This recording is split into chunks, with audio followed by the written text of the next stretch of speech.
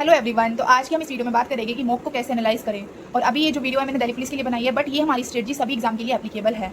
तो मैं क्या करती हूँ, खुद जैसे मैंने मॉक दिया तो मैं उसको एनालाइज करूँगी। तो सबसे पहले मैं अपना कंप्यूटर देखती हूँ कि कंप्यूटर के अंदर मेरे क्या क्वेश्चन रॉन्ग हुए हैं। जो रॉन्ग हुए हैं वो मुझसे आते थे, मतलब जो, या फिर मैंने तुक्का लगाया था इसलिए रॉन्ग हुए हैं। अगर वो तुक्के वाले रॉन्ग हुए तो मैं उनको बिल्कुल इग्नोर कर देती हूँ, क्योंकि अभी वो मेरा चैप्टर कंप्लीट नहीं है, तो मुझे उससे कोई फर्क नहीं पड़ता चाहे वो गलत हो या नहीं हो।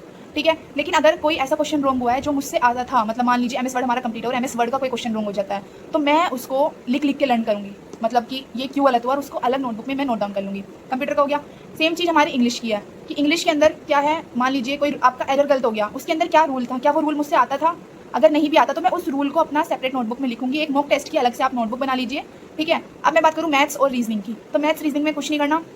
आपने अपना मॉक दिया कि आपके क्वेश्चन गलत हो गए प्रॉफिट लॉस की, जैसे मेरा इस वाले में हुआ था, मुझसे डिस्काउंट का क्वेश्चन नहीं बना था।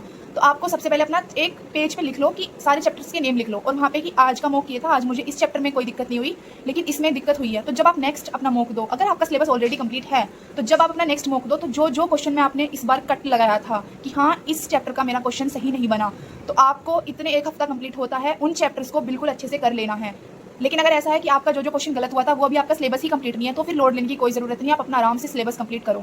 अगर मेंशुरेशन के क्वेश्चन गलत होते हैं, कोन स्फीयर वाले, तो अपना जो वो है फॉर्मूले उनको टेबल पे लगाओ, डेली उनको रिवाइज करो, इतने एक हफ्ता आएगा वो क्वेश्चन गलत नहीं होना चाहिए। मतलब इन शॉर्ट में बताऊँ सभी सब्जेक्ट के लिए, तो जो आपका, आप सबसे पहले देखो कि क्या आपका तुक्का लगा है वो गलत है, या आपने ये पढ़ा ही नहीं था भी वो गलत है। अगर पढ़ा ही नहीं था तो अपना सिलेबस कंप्लीट करो, लेकिन अगर पढ़ी हुई चीज़ गलत हुई है तो उस पर वर्क करो, आगे जाने से बेहतर है। क्योंकि देख, मुझे पता था डिस्काउंट गलत हुआ, तो मैंने सबसे पहले प्रॉफिट लॉस किया है स्टार्टिंग से।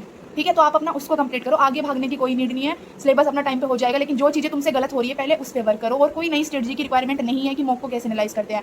मॉक को आपको खुद के अकॉर्डिंग एनालाइज करना पड़ेगा कि आपका गलत क्या है। सबसे पहले डिफ्रेंशिएट करो कि तुक्का लगाया था वो है, या चीज़ें आती नहीं थी, या भी सिलेबस कंप्लीट नहीं हुआ। ठीक है, फिर उस पर अपना वर्क करो बस। कि एक चैप्टर के क्वेश्चन गलत हो गए तो 100-200 क्वेश्चन लगा डालो उस पर, कहीं गलत नहीं होने के। आई होप आप समझ गए होगे, बाकी कमेंट बॉक्स में बता देना अगर समझ नहीं आए। Thank you.